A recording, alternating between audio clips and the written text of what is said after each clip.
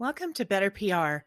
Wherever you are in your PR journey, you'll love exploring the stories from your peers about the many faces of public relations.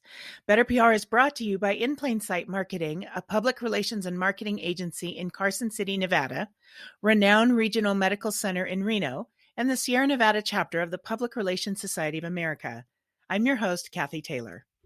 Good morning. I am so excited to have here with me today Ken Jacobs, PCC, CPC, and the principal of Jacobs Consulting and Executive Coaching, which helps PR and related communications agencies, 1, grow and manage business, 2, manage that business for profit, 3, enhance client service, and 4, improve team performance, communications, and leadership.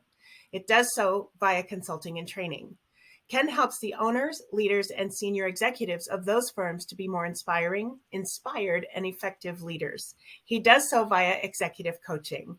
Welcome, Ken. Thank you. I am excited to be here. Well, I have just loved exploring your podcast and your website, and I really want to dive in right away. You do a lot of work with leadership, and I would love for you to define for us what leadership is. Yeah, there are all kinds of definitions, and I'm going to break the rules of grammar by including the word leadership in my definition. I hope that's okay. But I think when one is using one's leadership energy and one's leadership influence to drive the best outcomes for the agency, for the clients, for your team members, for your peers, and if you have one, for your boss, then you are a leader. And the reason I believe that so much, so deeply, is that because then it proves that you can start to lead very early on in your career. And I will tell you that in my experience, when I was in the PR agency business 25 years before I went in this direction, I saw executive vice presidents who couldn't lead their way out of a paper bag. I was one of them from time to time, in full candor. And I knew senior account executives who were leaders, who had influence, who had people lined up outside her door for leadership council very early. So it clearly wasn't tied to title. So that, for me, started building that notion of leadership is not just the person on the top. And also I embraced that notion of leadership because I saw in the agency world, people were getting promoted. You have that arc of learner, practitioner, manager, and leader. And I saw many people being promoted from manager to leader, and it still happens, unfortunately, without proving they had the requisite leadership skills. So it's not, to me, something automatic. It's something you've got to build and hone.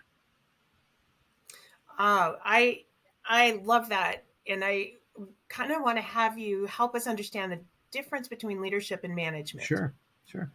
A lot of people use those terms interchangeably. I absolutely, definitely do not. I don't think it helps anyone to use them interchangeably. I think it's much more helpful to separate them. So, when we think of management, it's processes and production schedules and budgets and calendars and, getting the train out of the station on time, so to speak. And it's executing with excellence. I would never, minimize management. But if you think about it, then you understand it's about things. Whereas leadership is always about people. It's about inspiration. It's about serving them so that, you only succeed when they succeed. It might include identifying the values of the organization, and it likely includes creating the vision for the organization. Where are we going to be? What comes after what comes next, and where are we going to be after that? And helping people, there's that word again, understand their roles in achieving the vision. So for me, they're quite different. So how can I tell if I'm a leader or a manager? Yeah. Well, you're probably going to go through the arc of learner, practitioner, manager, leader. But I think at its basic, it's, if you turn around, do you have people in the boat with you, so to speak, rowing in the same direction? Are they inspired? Do they, and leadership is a two-part choice. Your conscious decision to lead, that's a little easier, and their conscious decision to follow you. And, leadership can't be assumed. They can they can come in every day, do the work, check it off the list, but that's kind of transactional. And I think you're a leader or an effective leader when it's transformative, where they are absolutely choosing to follow you or not. I hope they do follow you, but that's how you know. And do you really feel you have followers, whether they report to you or not, who look to you for guidance, who look to you for courage, who trust you? Wow, that's really powerful, thinking through my own last 2-3 years of managing and trying to lead through tough times. And as we emerge from those tough times, how can we maybe pull some people along, and help lift them up after Sure. we've been through Yeah. turbulent seas? Yeah. So, it's easy to lead through easy times. I don't remember well, I think 2010 and 11, whatever, after we came back from was it the Great Recession, those Mm-hmm. were somewhat easier times.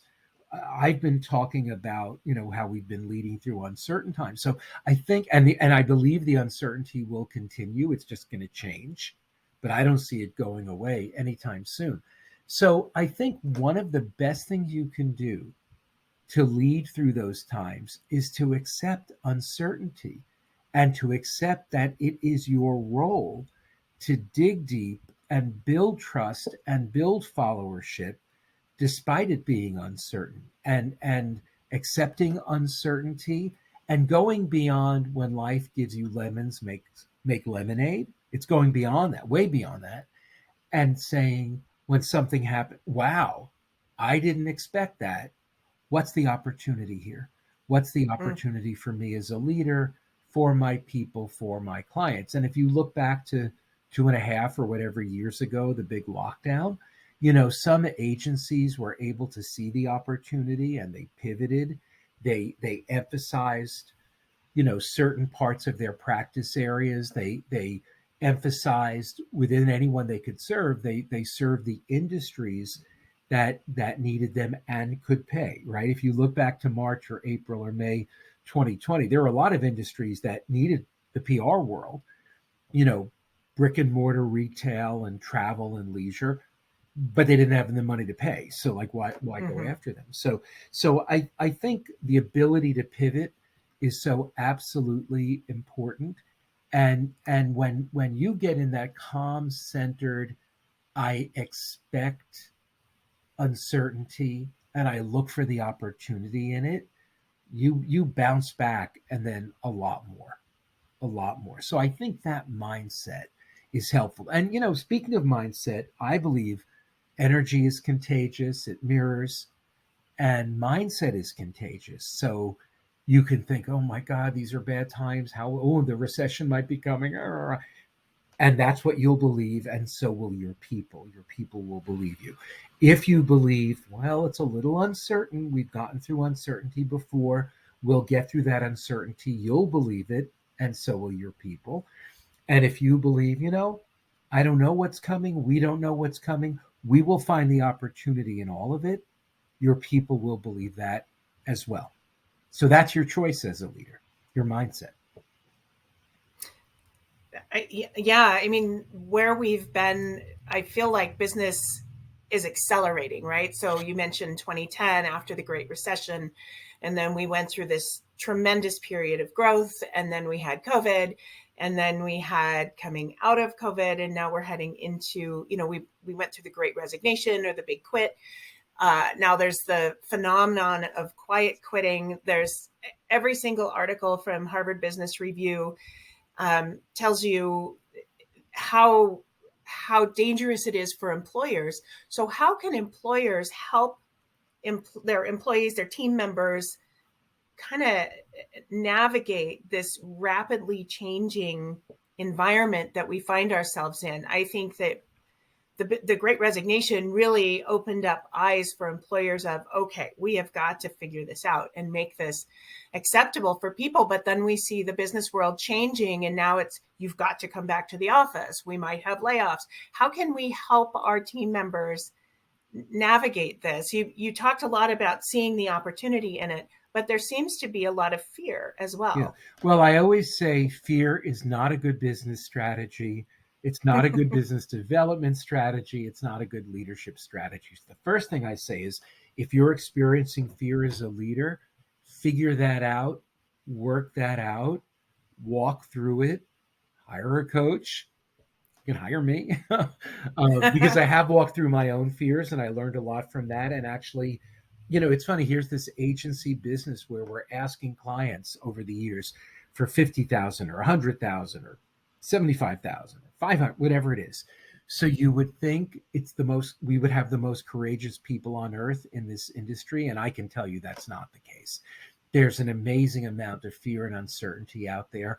And one of the best things you can do as a leader, regardless, good times, bad times, work through your fear, because followers are attracted to courageous leaders. Courageous leaders are attractive. And I don't mean not in the pretty attractive sense, but in that, like, do you remember that game when we were kids? It was like a piece of cardboard and it was Mr. Fuzzy, I think. And he was bald, and don't say anything. And he had nothing on the bottom. And then you'd move the magnet and the iron filings. You could create hair, eyebrows, and a beard. I don't know. I'm really dating myself now. Boomer time. And so just like those magnetic filings are attracted to the magnet, people are attracted to courageous leaders, and they're not attracted to fearful ones. So number one, connect with your courage, connect with your, MLK Jr. or your Mandela or Malala or Lincoln or Gandhi or Harriet Tubman. I mean, I'm a history nerd. Okay, no, big shock. Those are my courage heroes, but we all can have courage heroes. Embrace that, because all those leaders, they must have had fear, but they walked through their fears, and in doing so, they gave courage to their followers, tens of thousands, hundreds of thousands, 1 million followers, whatever it was. And they changed their worlds. All we have to do is PR, So I'm not minimizing how frightening it can be to lead an agency at any time. But number one, in these times, get in touch with your courage. I have 2 other thoughts to answer your question. The 2 E's. Emotional intelligence and empathy. And they're 2 phrases that have a lot in common. They both begin with E, but we bandy them about without really knowing what they are. It's really important to understand what true empathy is. It's a little more complex than you might think. I would encourage you and everybody listening or watching to Google either Daniel Goleman. He is the man when it comes to empathy, in my opinion, or the 3 types of empathy. You will learn so much about truly being empathetic. And then I encourage everyone, take the emotional intelligence assessment. Emotional Intelligence 2.0 is a great way to get it. And I have no relationship with the authors, let me say, other than they should be paying me, because I've recommending this book in every leadership training for years and to all my coaching clients.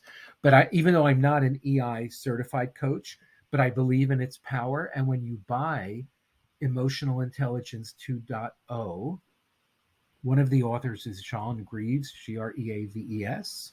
Mr. Greaves, if you're out there, you probably should send me a check. Thanks for listening to Better PR. If you enjoyed this podcast, please subscribe and share with your colleagues and peers. To get show notes and listen to more episodes, visit our website at betterpr.libsyn.com. That's betterpr.libsyn.com. Thank you.